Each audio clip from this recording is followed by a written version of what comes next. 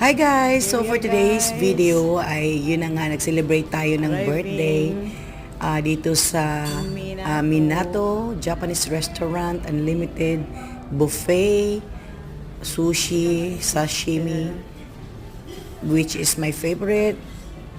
Panoorin nyo guys ang part 2 at mas mahaba-haba ang ating video. Napakasarap ng kanilang pagkain.